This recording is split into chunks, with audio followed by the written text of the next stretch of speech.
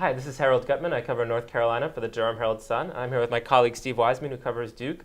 And welcome to this week's edition of Our Game, where we talk about our game in North Carolina, which is, of course, college basketball. We finally have some games to talk about this week. Duke's played twice, and North Carolina played once. And we got some games upcoming tonight. So let's start by looking back. What were some positive takeaways from Duke's first two games? Yeah, I think they really showed they can shoot the ball well, they can score, which is what we knew would probably be a strength for this team this year. They shot the ball. They shot 70% in the win over Davidson, 111-77, which is amazing considering Davidson's a team that goes to the NCAA tournament almost every year. They also, they shot 60% against Kansas Tuesday night, even though they lost the game. But to do that against a high-quality opponent like that is pretty solid. So I think that's the strength for Duke so far.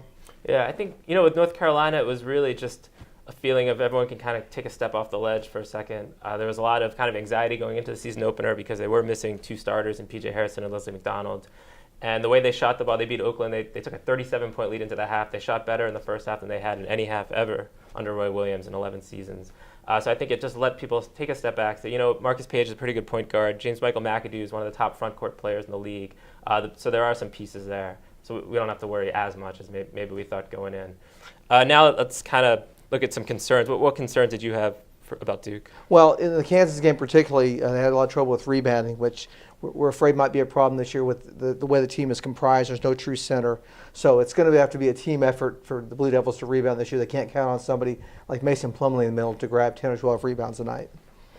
Yeah, I think for North Carolina, the concerns are still there that were there at the beginning of the season as far as outside shooting. They are missing their two top shooters, so who's going to make those three-point shots? Marcus Page had 4 in the first half against Oakland, but they didn't hit any in the second half. And we have to wonder what's going to happen if the defense just starts to focus on Marcus Page, put a taller guy on him. Where are those shots going to come from? And then again at center, they still haven't found the answer at center. They tried out Joel James, Kennedy Meeks, Desmond Hubert. No one has still claimed that center spot. So if you can't hit from outside and you don't have a dominating inside presence, that's definitely a concern.